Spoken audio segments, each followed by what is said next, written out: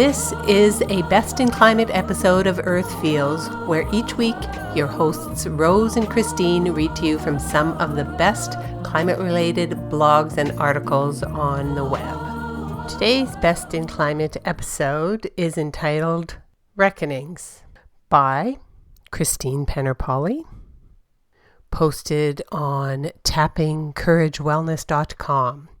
And I'm Christine, not only the author, but your host for this episode. Let's get started. The summer of 2021 is turning out to be a summer of consequences. The turning of the wheel of karma has started to bring light to long-hidden actions. Here in my country, the terrible reckoning of Canada's brutal colonial past is being laid out for all to see as hundreds of unmarked graves are being discovered at the sites of former Indian residential schools. Europeans coming to Turtle Island, which is the indigenous name for North America, felt morally and culturally superior to the peoples whose land they invaded. This justified, in their minds, the cultural genocidal practice of taking children from their homes and families and placing them in what Indigenous child advocate Cindy Blackstock refers to as prison camps, all with the goal of assimilating these children into white culture. Many children didn't return home, dying of either neglect, disease, or suicide. Their traumatized families were usually told little or nothing about their fate. While the wave of revelations about the unacknowledged graves of Indigenous children shakes our country's image of ourselves and our history, other consequences are being felt across much of Turtle Island as well. Fueled by a major drought across the continent that is affecting Western Canada, most of the Western U.S., and also much of Mexico, a catastrophic summer of wildfires is looming. The Center for Disaster Philanthropy writes, Colorado, multiple jurisdictions across California, Oregon, Nevada, Washington State, and Western Canada, including Manitoba, Saskatchewan, Alberta, and British Columbia, have all issued warnings about potentially catastrophic fire conditions that may exceed last year's horrific wildfire season. An unprecedented heat wave struck the Pacific Northwestern U.S.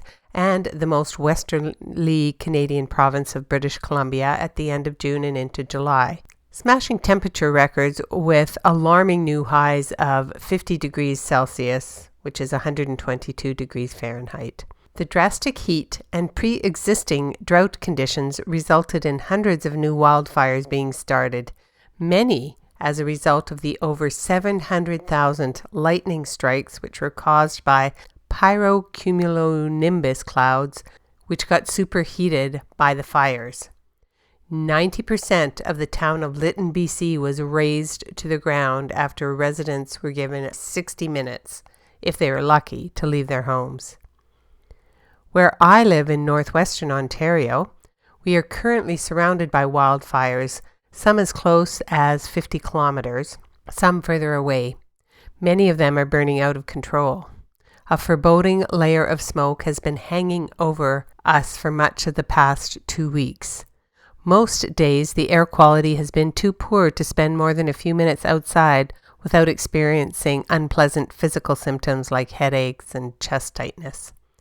I worry about the folks around me with asthma and other pre-existing breathing conditions. As I write this on the morning of July 12th, my neighbours and I are waiting to hear whether or not an evacuation order is going to be issued for our community this week. If the evacuation happens, it will be the second time in 2 years that this community has needed to be evacuated because of wildfires, and only the third time in 60 years. A warming climate increases the likelihood of extreme weather events like wildfires and droughts and floods. Climate change is a global problem with local impacts.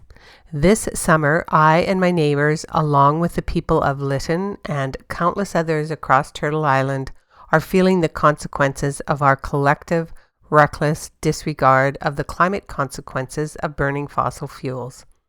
This summer, the wheel of karma is turning to expose the devastating effects of our culture's worship of profit over anything else, including life itself. So, where does this reckoning leave us? Is it time, or maybe past time, to throw up our hands in despair and assume the human experiment on planet Earth is coming to a close? As both a climate activist and someone who helps people in my wellness practice through my intuitive energy skills, I live in a world that embraces two very different realities. On the one hand, I am very aware of the well-established science that is telling us, and has been for decades, about the urgency to act to decrease our carbon pollution emissions to zero in the next decade in order to preserve a livable future for our children and grandchildren.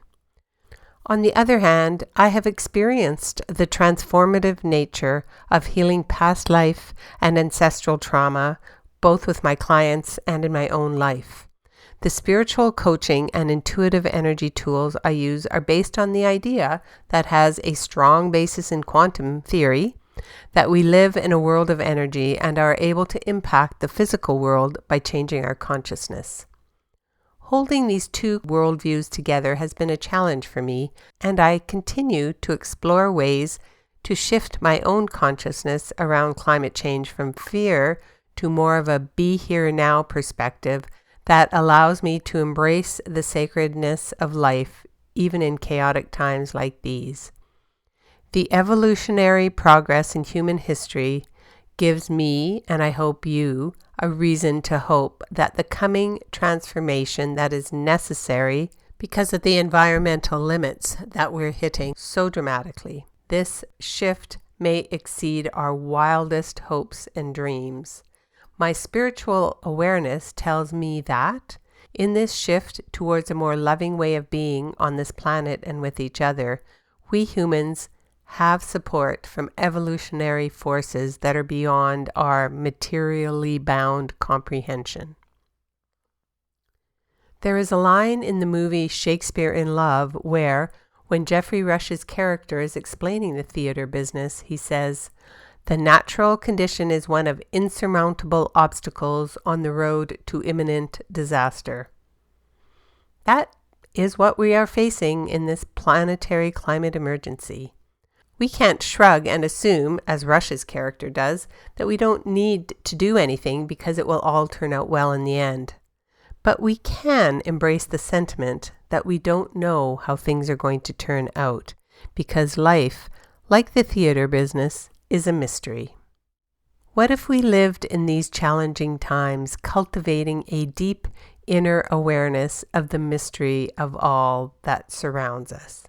And, for those of you spiritually inclined, with the added awareness that we are being supported in this shift by loving evolutionary forces. May it be so.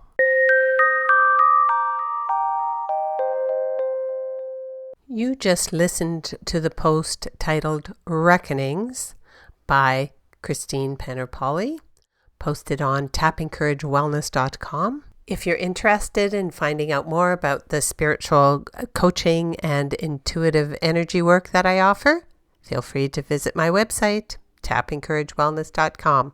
Thanks for listening.